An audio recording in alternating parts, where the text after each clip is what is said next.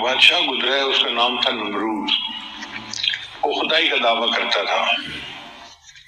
اس کے زمانے میں جو پیغمبر اسلام تھے ان کا نام تھا ابراہیم علیہ السلام. تو ابراہیم علیہ السلام کو موقع ملا، انہوں نے سارے بتوں کو توڑ دیا. قوم گئی تھی میلے میں، تو پیچھے انہوں نے کلہاڑا لیا اور بت خانے میں جتنے بت تھے فجعلہ جذاذا الا قبیلا، سب کے ٹکڑے ٹکڑے کر دیے. اور جو ان کا بڑا تھا نا بت، اس کو کچھ نہیں کہا، اور اس کے کندھے پہ کلہاڑا جو ہے وہ لگا دیا اور نکل آئے. اب قوم جب میلے سے واپس آئی تو انہوں نے اپنے بتوں کا حال دیکھا کہ ٹکڑے ٹکڑے ہوئے پڑے ہیں. انہوں نے کہا کہ یہ کون کر سکتا ہے؟ ایک آدمی نے کہا کہ انا سمعنا فتى يذكرهم يقال له ابراہیم، ہم نے ایک نوجوان سے سنا ہے ان بتوں کے خلاف باتیں کرتا تھا، اس کا نام تھا ابراہیم، اس کا پتہ کرو. چنانچہ ابراہیم علیہ السلام کو پکڑ لیا گیا. بادشاہ نے کہا بتاؤ جی کیا تم نے یہ کام کیا ہے؟ کہ ابراہیم علیہ السلام نے کہا کہ دیکھو جی اسلحہ کہاں سے برآمد ہوا؟ کہ بڑے کے کندھے سے. کہ پھر پوچھو اس سے، جہاں سے اسلحہ برآمد ہو اسی نے کاروائی کی ہوگی نا. تو وہ کہنے لگے کہ نہیں، یہ تو بولتے نہیں، یہ تو کچھ کر نہیں سکتے. تو ابراہیم علیہ السلام نے کہا جب بولتے نہیں، کچھ کر نہیں سکتے، تو تم نے ان کو کیوں خدا بنایا؟ ایسا خراب ہوتا ہے کہ جن سے حاجات مانگتا ہے کہتا ہے کہ ان کی مدد بھی ہم کریں گے. کوئی چھوٹا خدا، کوئی بڑا خدا، کوئی لکڑی کا خدا، کوئی پتھر کا خدا، انہوں نے کئی خدا بنائے ہوئے تھے. تو بہرحال بادشاہ نے اعلان کر دیا کہ ابراہیم علیہ السلام کو آگ میں ڈالنا ہے. چنانچہ بادشاہ کے منادی تھا، اس نے اعلان کیا کہ لوگوں تم ابراہیم کی چتا کے لیے لکڑیاں اکٹھی کرو، ہر چھوٹا ہر بڑا، اور اگر کوئی اس میں لکڑی اکٹھی نہیں کرے گا تو ہم اس کو بھی آگ میں ڈال دیں گے. اور جب بادشاہ کی طرف سے یہ اعلان ہوا تو پھر لوگ جوک در کو لکڑیاں لے کے آتے اور انبار لکڑیوں کا لگا دیا، حتیٰ کہ وہ انبار پہاڑ کے برابر ہو گیا. مفسرین نے لکھا ہے کہ اس دور کی عورتیں منت مانتی تھیں اگر میرا بیٹا صحت یاب ہو گیا تو ابراہیم کی چتا میں اتنے من لکڑی ڈالوں گی. اس طرح لوگوں نے لکڑیاں ڈالی. جب لکڑی کا پہاڑ بن گیا تو انہوں نے پہاڑ کے اوپر ایک منجنیق لگائی اور لکڑی کو آگ لگائی. اب وہ تو آگ کا پہاڑ تھا. چنانچہ ابراہیم علیہ السلام کو ایک جھولے میں بٹھایا گیا اور جھولے میں بٹھا کے انہوں نے ان کو آگ کے اندر ڈالنا چاہا.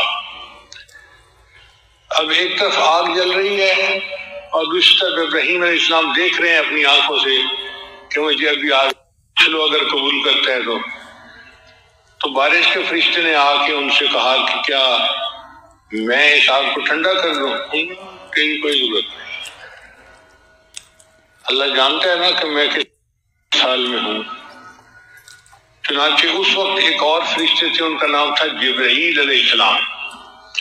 اچھا یہ جبرائیل علیہ السلام جو ہیں یہ فرشتوں کے سردار بھی ہیں، فرشتوں کے مؤذن بھی ہیں، اذان دیتے ہیں، اعلان کرتے ہیں، اور انبیاء کی اور ایمان والوں کی مدد بھی ان کی ذمہ داری ہے.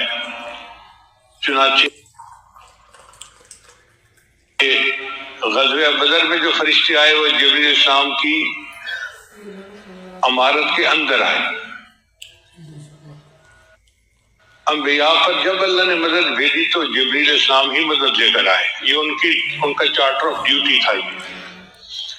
تو جبرائیل علیہ السلام نے جب یہ منظر دیکھا انہوں نے عرض کیا یا اللہ آپ کا خلیل آگ میں ڈالا جا رہا ہے، آپ مجھے اجازت دیں تو میں ان کی مدد کروں. اللہ نے فرمایا جا کے ٹرائی کر لو. اللہ کو یقین تھا کہ یہ میرا بندہ ہے، موحد ہے، یہ میرے علاوہ کسی کی مدد کو قبول نہیں کرے گا. چنانچہ جبرائیل السلام آئے اور انہوں نے آ کے کہا اللہ کا حاجہ، کیا آپ کو میری مدد کی ضرورت ہے؟ What can I do for you?